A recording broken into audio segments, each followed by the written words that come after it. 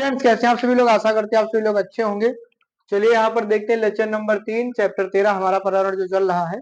कल तक हम लोगों ने ओजोन परत के बारे में पढ़ लिया था कि भैया ये पाई जाती है कहाँ, संताप मंडल में पाई जाती है ओजोन परत, है ना, यही तो पढ़ा था। और ओजोन परत पराबैंगनी किरणों को पृथ्वी पर आने से रोकती है, उनको आने नहीं देती, वापिस लौटा देती है, जिससे क्या हमारे शरीर में अगर वो कहीं छिद्र हो जाएगा ओजोन परत में, तो अगर पृथ्वी पर आएगी तो त्वचा कैंसर हो जाएंगे, सनबर्न हो जाएगा, त्वचा जल जाएगी, त्वचा से संबंधित कैंसर हो जाएंगे, मोतियाबिंद हो जाएगा, आदि बीमारियां हो जाएंगी। समझ गए, जनजीवन प्रभावित होगा।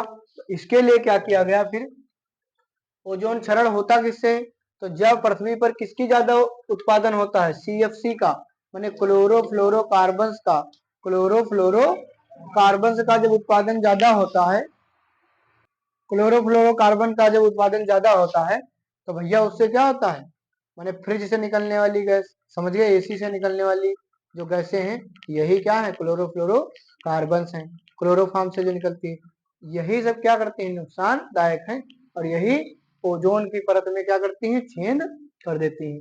तो सन ओजोन परत फिर क्षरण को रोकने का उपाय सब देशों ने मिलकर सोचा, क्योंकि इससे सभी देशों के लोगों को दिक्कत होती। तो सन 1987 में, सन 1900, देश कब आजाद हुआ, 1947 है ना, 40 साल बाद 87 में 93 देशों ने, कितने देशों ने, यूएनईपी माने United Nations environment programme, United Nations environment programme के तत्वाधान में, मतलब ये कंपनी मान लो, एक मतलब ठीक, के तत्वाधान में मॉन्ट्रियल प्रोटोकॉल पर हस्ताक्षर किए गए। मॉन्ट्रियल एक जगह का नाम है, समझ गए। वहां पे सब लोग बैठे, 93 देशों के, जैसे राष्ट्रपति प्रधानमंत्री जो भी होते हैं, जहां जिस देश के मतलब मेन आदमी, वो सब लोग बैठे, और वहां पर क्या किया, मॉन्ट्रियल जगह थी, वहीं पर बैठ करके वहां पे ये हस्ताक्षर किए सबने। सबने कसम खाई कि अब भाई सीएफसी के उत्पादन को 1987 में बैठे और कहा जितना पिछले साल तक जितना हो चुका है उतना हो चुका है, अब हम आगे मतलब ये चीजें उत्पादन करने की चीजें को, मतलब सीएफसी को उत्पादन करने को रोकेंगे। जैसे चिमनियों से निकलने वाला धुआं, है ना, मोटरसाइकिल के से निकलने वाला धुआं, और हो गया तुम्हारा फ्रिज एसी से निकलने वाली गैसें, तो इनको सबको हम लोग कम रखेंगे। मतलब 2010 तक, मतलब एक कसम भी खाई गई कि 2010 तक जो है इस चीज को हम लोग फॉलो करेंगे। मतलब फिर धीरे धीरे फिर बैठक होगी, फिर मतलब अगले, तो यहाँ पर उत्पादन को 1986 तक ही सीमित रखा जाए, इसको बढ़ाया ना जाए। यह प्रोटोकॉल लागू कब से हुआ, देखो 87 में बैठ के बातचीत हुई, अपने अपने फिर देश गए होंगे, अपने अपने देश में सारी चीजें बताने में समय नहीं लगता है, सब जगह इसका प्रचार किया गया होगा कि भाई ऐसा ऐसा करना है। तो फिर 1989 से, मतलब 2 साल बाद ये लागू कर दिया गया सब जगह, ठीक। तो ये हो गया कौन सा, ये हो गया मॉन्ट्रियल प्रोटोकॉल। मॉन्ट्रियल प्रोटोकॉल सोचो कब लागू हुआ, तो 1989 में। कब बैठक हुई, 1987 में। कहाँ बैठक हुई, मॉन्ट्रियल में, है ना। तो तो मॉन्ट्रियल प्रोटोकॉल किस लिए बैठक हुई, सीएफसी के उत्पादन पर रोक लगाने के लिए। दूसरा, फिर इसके बाद में फिर कौन सा समझौता हुआ, दूसरा किगाली समझौता। किगाली भी जगह का नाम है। भारत, चीन, अमेरिका, ये सब बड़े देश हैं, इनके सहित विश्व के 193 देशों, कहा 93 थे, 100 देश और जुड़ गए कि भैया हमको भी दिक्कत होती है, हमको भी शामिल करो, हम भी तुम्हारी सबकी मदद करेंगे, साथ में मिलकर इसमें छेद होने से बचाएंगे, है ना। 193 देशों में EHIF-CS मतलब हाइड्रोफ्लोरोकार्बन, इसमें कौन था, क्लोरोफ्लोरोकार्बन, क्लोरीन, और इसमें हाइड्रोफ्लोरोकार्बन, हाइड्रोजन, फ्लोरीन और कार्बन, इसमें क्लोरीन, फ्लोरीन, कार्बन, इनका सबका स्तर उन्होंने कहा कि 85 से कम करने हेतु भी, कम करने के लिए मतलब इसका स्तर हम 85 से घटाएंगे, ये नहीं कि 100 पार चला जाए, पूरा दिक्कत हो जाए। ये तो रवांडा की राजधानी, रवांडा एक देश का नाम है, उसकी राजधानी, जैसे भारत की राजधानी नई दिल्ली, ऐसे ही रवांडा की राजधानी किगाली। तो कई देश के मतलब आएंगे मुखिया तो दिल्ली में ही तो आते हैं, जैसे अपने यहाँ भारत में। किगाली में एक समझौता हुआ, और यह लागू कब से हुआ, 1 जनवरी 2019 से लागू हुआ। और किसने, यूएनईपी ने इसकी घोषणा की। यूएनईपी एक संस्था है, और वही घोषणा किया कि आज हम लोग इतने लोग बैठे हैं और ये चीज निर्णय लिया गया है, जिससे क्या होगा, ओजोन परत के क्षरण को हम लोग रोक पाएंगे। ठीक भैया, कुछ नहीं, ऑब्जेक्टिव टाइप प्रश्न बन सकता है, किगाली समझौता कब से लागू हुआ, तो 1 जनवरी 1900 मतलब 2019। और उसमें ओजोन वो मॉन्ट्रियल प्रोटोकॉल पर हस्ताक्षर कब किए गए? 1987 में। लागू कब से हुआ? 2 साल बाद, 1989। बस इतना ही आ सकता है भैया। अब हम लोग समझेंगे अगली हेडिंग, हरित ग्रह प्रभाव। हरित ग्रह यह पृथ्वी पर होने वाली एक ग्रीन हाउस इफेक्ट, इंग्लिश में क्या कहते हैं? Green house effect. यह पृथ्वी पर होने वाली एक प्राकृतिक घटना है। कैसी घटना है? प्राकृतिक। जैसे देखो, जैसे ये हम लोग पढ़े थे, ये पृथ्वी है, बताओ, ये क्षोभ मंडल, मौसम की सभी घटनाएं इसी में होती है। ये समताप मंडल, इसी के अंदर ये क्या है? ओजोन परत। यह समताप मंडल, समताप मंडल, इसी में ये है ओजोन परत। ओजोन परत क्या करती है? सूर्य से आने वाली अल्ट्रा वायलेट मानी पराबैंगनी किरणों को वापस लौटा देती है। समझ में आया? उसी प्रकार से पृथ्वी के ऊपर कुछ गैसें हैं। कौन है? गैसें। ये भी कुछ इसी तरह काम करती है, लौटाने का।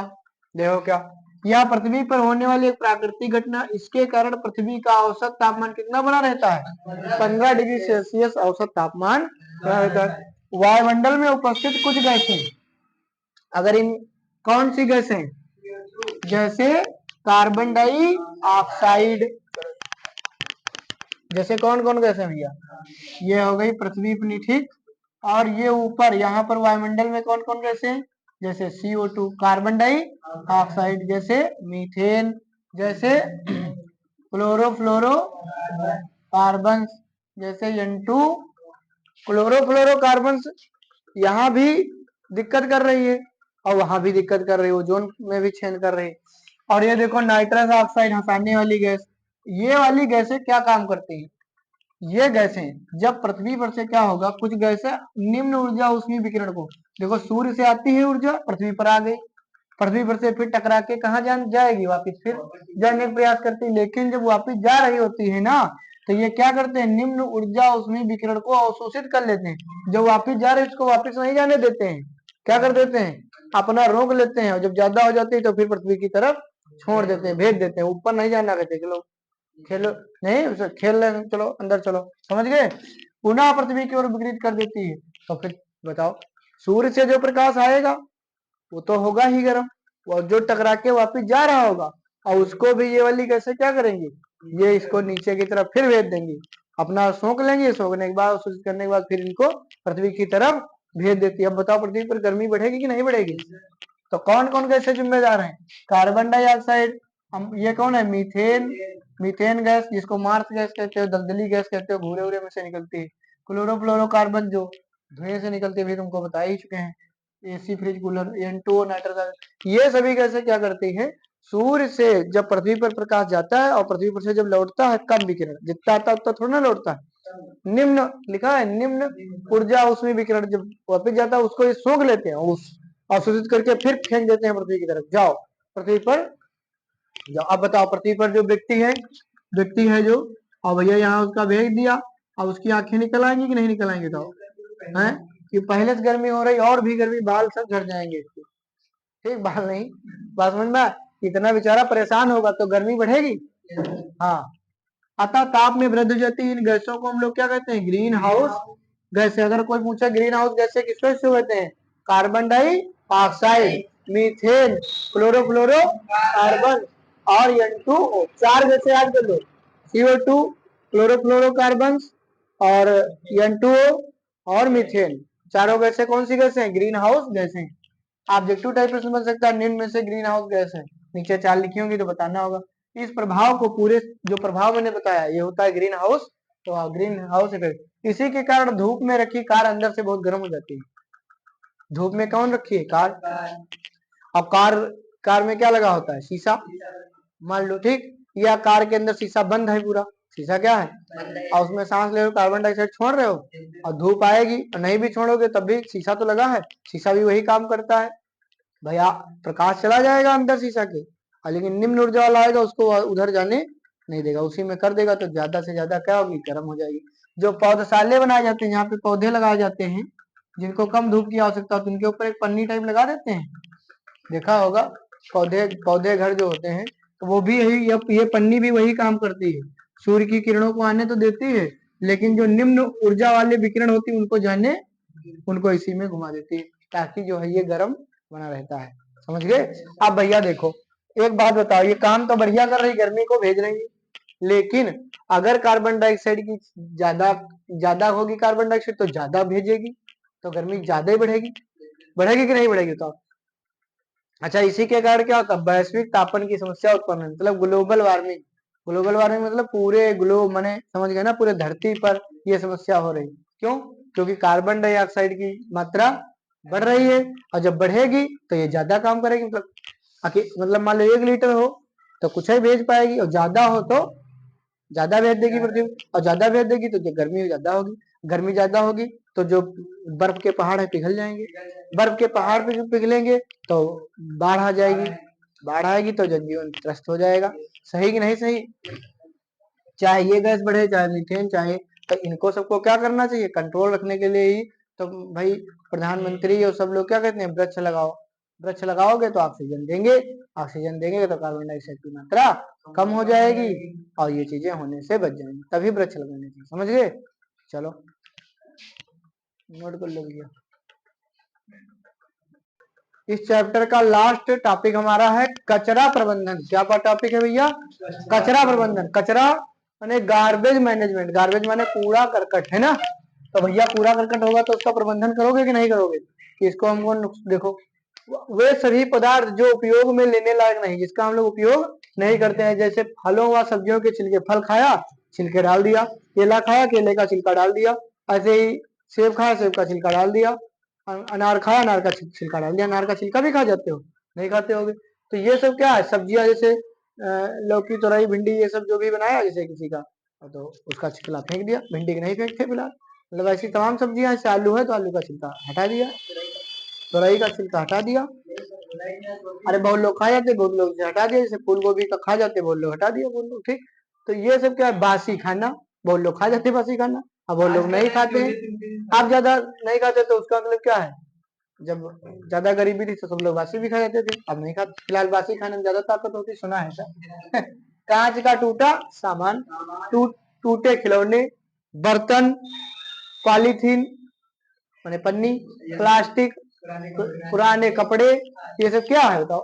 कचरा है, कचरा कहलाते हैं। इस कचरे को नष्ट करना क्या कहलाता है? कचरा प्रबंधन। कचरा अगर बढ़ता जाएगा, नष्ट नहीं होगा, तो बताओ दिक्कत होगी कि नहीं होगी? तो कचरे को हमको क्या करना है, मैनेजमेंट उसका करना पड़ेगा कि नहीं करना पड़ेगा? अच्छा ठीक है। कचरे को ही क्या कहते हैं, अपशिष्ट। इसी को अंग्रेजी में कहते हैं वेस्ट। वेस्ट पदार्थ, है ना, वेस्टेज। अब देखो, यह 2 प्रकार का होता है कचरा। एक को कह लो जैव निम्नीकरणीय अपशिष्ट, और एक को कहोगे आज, एक में जो जिसमें कुछ जीवन होता है, जिसमें क्या होता है, थोड़ा बहुत जीवन होता है, और वो जैव निम्नीकरणीय अपशिष्ट है। निम्नीकरणीय माने वो नष्ट हो जाएगा, और एक है आज जिसमें जीवन भी नहीं है, और वो क्या है, निम्नीकरणीय है। निम्नीकरणीय तो है, निम्नीकरणीय है, नष्ट मतलब ये भी क्या होगा, नष्ट किया जाएगा। अपशिष्ट माने कचरा। लेकिन इसमें जिंदा वाले, इसमें जिंदा वे अपशिष्ट जिनका अपघटन कौन करेगा? सूक्ष्म जीव, सूक्ष्म जीव द्वारा किया जाएगा। जीव माने जो जिंदा है वो लोग करेंगे। जैसे बैक्टीरिया, कोई चीज तुमने डाल दिया छिलके वगैरह, वो बैक्टीरिया उसको खा खा के बदल दिया। जैसे आपने घूरे पर क्या डाल दिया, गोबर वगैरह या बहुत चीजें डाल देते हो, उसको सब खा के उसी में कीट रहते हैं, और उसको सीधे पास बना देते हैं, बढ़िया, है ना। बैक्टीरिया माने क्या होता है, जीवाणु। फंजाई माने कवक, हिंदी में इसको क्या कहते हैं, इसको जीवाणु। बैक्टीरिया को जीवाणु, फंजाई को कवक, फंगी। और ये यही यही लोग खा के पी के जीरो कर देते हैं, या जैव आवर्धन प्रदर्शित नहीं करता। जैव आवर्धन माने बुरी चीजों को अगली अगली जगह ले नहीं जाता।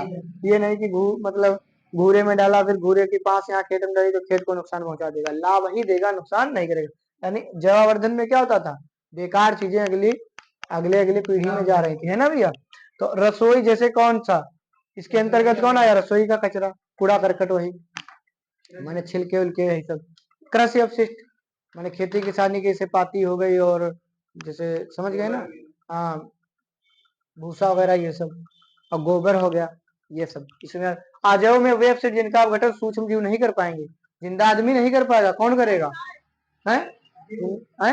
जीव नहीं कर पाएंगे, सूक्ष्म जीव द्वारा नहीं होता, मशीनें इसको करेंगे। यह जैव आवर्धन प्रदर्शित करते हैं। ये अगर कहीं चले गए तो भाई नुकसान करेंगे। जैसे डीडीटी उस दिन बताया ही था, डाइक्लोरो डाइफेनिल ट्राई में जो भी था। जैसे प्लास्टिक, कांच, पॉलीथीन, देखो प्लास्टिक की बोतलें बीन ले जाते हैं सब, अब बीनने के बाद सब एक जगह पहुंच जाती है, वहां मशीनों में इनको सबको दबा करके फिर इनको करके पाइप वगैरह या वो उतनी अच्छी, देखो जो चीज बन चुकी उससे फिर नीचे वाली चीज बनेगी, उससे उतनी अच्छी अच्छी तो बनेगी लेकिन वो चीज नहीं बन पाएगी उतनी टाइट, समझ गए। कांच, जैसे कांच की बोतल आती है और जैसे कि है ना अचारदानी वगैरह आती थी पहले घी रखने के लिए, और फिर उसके बाद वो टूट जाएगा तो उससे फिर थोड़ा बेकार तरह का कांच बनेगा, लेकिन कांच ही बनेगा, लेकिन उसका उपयोग उसी चीज में नहीं कर पाओगे, समझ गए। हाँ दूसरी चीज के लिए करोगे।